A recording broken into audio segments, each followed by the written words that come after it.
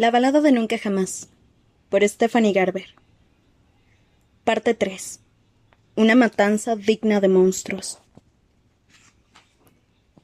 Capítulo 41. Tan pronto como sacaron la piedra de la alegría del reloj, su tic-tac cesó. La madriguera de Hallow se quedó en silencio, y el aire de la entrada se volvió tan frío como las tumbas por la noche. Evangeline sabía que los lugares no estaban realmente vivos, y aún así tenía la sensación de que la madriguera se estaba muriendo. Las velas se extinguieron, grietas hirieron los suelos, apareció polvo en las escaleras donde antes había habido brillo y luz. Era posible que el lugar hubiera sido encantado para evitar las maldiciones, pero parecía que el resto de su magia procedía de la piedra de la alegría. Incluso el pequeño dragón cambió. Comenzó a arañar el pomo de la entrada, como si no pudiera esperar a marcharse. A Evangeline le habría encantado quedárselo, pero abrió la puerta y dejó que saliera al frío exterior. Al otro lado, la nieve ya no destellaba. En lugar de eso estaba acuosa y helada, y le mordió las mejillas antes de cerrar la puerta. En su estómago se formó un abismo. Ni siquiera quería mirar a Jax. Si la madriguera estaba tan fría, temía lo que vería cuando se girara hacia él.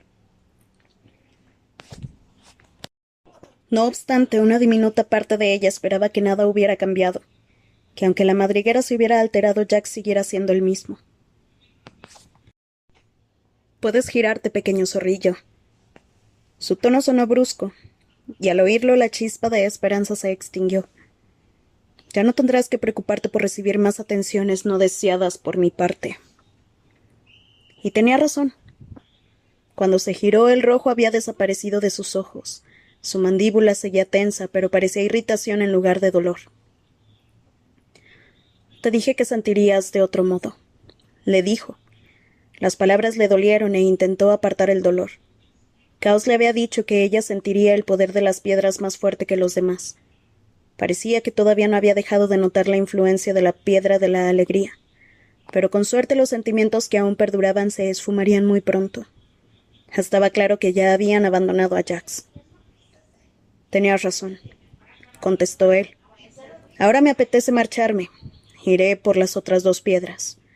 Deberías buscar una capa. Evangeline encontró una capa dorada forrada de grueso pelo blanco en el mismo armario donde se había topado con el diario de Aurora Valor. Tomó la capa y se puso un vestido blanco a juego con flores de oro bordadas y un corpiño con cintas en rosa atardecer. Decidió guardar también el diario. No estaba segura de la razón. Después de la última entrada que había leído, casi todas las páginas estaban en blanco, y no lo necesitaba para encontrar más piedras. Ya tenían la 4ª piedra, la piedra de la alegría, y también la piedra de la verdad y la piedra de la juventud. Por último, Caos poseía la piedra de la suerte. Evangeline sintió un hormigueo de algo parecido a la inquietud al recordar lo que Petra le había dicho antes de morir. Solo entonces descubrí lo que las 4 piedras podían hacer juntas. Pero supongo que no te han contado esa parte. ¿Preparada?, le preguntó Jax. Se giró para encontrarlo en la puerta, erguido como un soldado, envuelto en una larga capa oscura de viaje que parecía tan intimidante como su expresión. Sabía que la piedra de la alegría se había llevado toda la dicha de aquel lugar, pero había esperado que Jax estuviera al menos un poco más contento, ahora que habían localizado las 4 piedras. En lugar de eso, parecía casi furioso.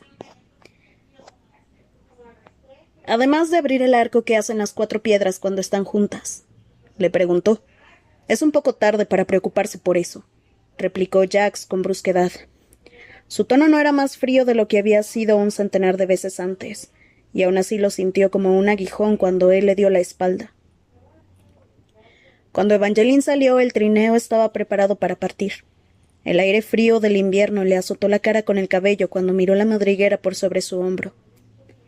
Las flores que bordeaban la carretera, tan alegres cuando llegó, estaban ahora marchitas y cubiertas de escarcha.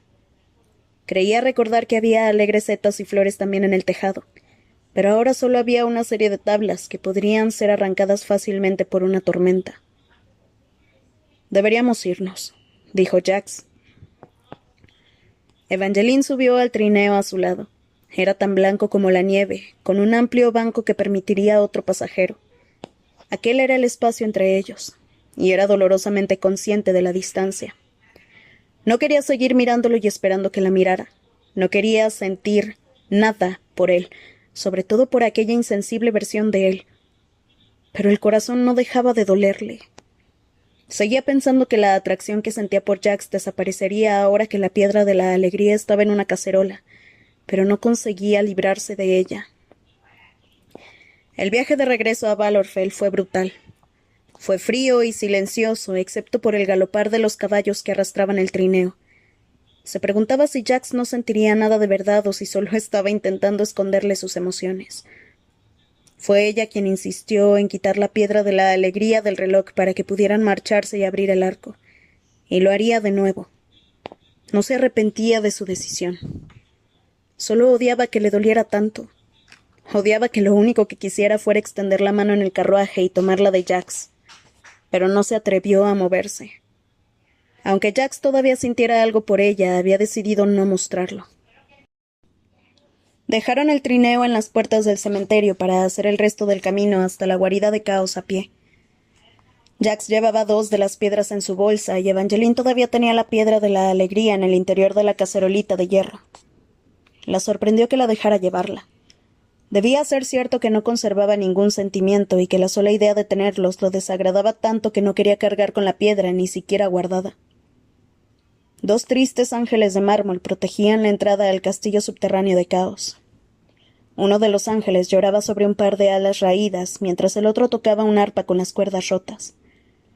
Los había visto muchas veces antes, pero normalmente durante la noche. El sol todavía estaba fuera, vertiendo su luz granulosa sobre las esculturas, que por primera vez le recordaron a los ángeles que protegían el arco Valori. Se preguntó si habría algún tipo de relación que desconocía. Ahora que hemos vuelto, estoy segura de que estarás ansiosa por ver a tu marido, le dijo Jax. Pero no vayas a buscarlo. Hasta que la maldición del arquero se haya roto, Apolo es un peligro para ti. Eso ya lo sé. Bueno, sé cuánto te gusta tentar a la muerte, por eso te lo recuerdo, le espetó.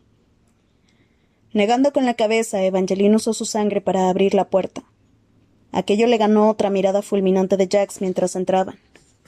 —Ay, ¿qué pasa ahora? —le preguntó. —¿No tienes instinto de supervivencia? ¿No estabas escuchando cuando Caos te dijo que no debías verter sangre en la cripta de un vampiro? Todavía es de día, los vampiros están dormidos, lo que te deja varias horas para morir antes de que puedas abrir el arco. Evangeline levantó la barbilla desafiante. Casi añadió que había vivido allí durante casi 2 semanas sola. No necesitaba sus consejos. Pero todavía había una parte de ella que no podía evitar preguntarse si no estaría preocupado solo por el arco. Creí que no querías abrir el arco. Creí que solo querías las piedras. Así es, dijo Jax sin vacilación. Pero le di a Caos mi palabra de que no las usaría hasta después de que él abriera el arco y se quitara su yelmo, y no podrá hacerlo hasta que obscurezca. Así que ¿por qué no eres una buena llave y te encierras en la seguridad de tu habitación? Evangeline estaba furiosa. Todavía sospechaba que Jax intentaba provocarla para esconder los sentimientos que aún tenía, y si ese era el caso, lo estaba consiguiendo. No te preocupes, Jax. Yo nunca te causaría la molestia de morirme. Echó a caminar hacia su dormitorio. Era tentador buscar a Apolo solo para enfurecer a Jax. También suponía que cuando volviera a ver al príncipe le sería más fácil dejar de pensar en Jax, algo que justo en ese momento le parecía imposible. Atravesó el patio donde lo había encontrado jugando a las damas, y eso la hizo recordar la conversación que le había oído mantener con Lala, en la que parecía que había pasado el tiempo que se mantuvo alejado de ella buscando una cura para la maldición del arquero.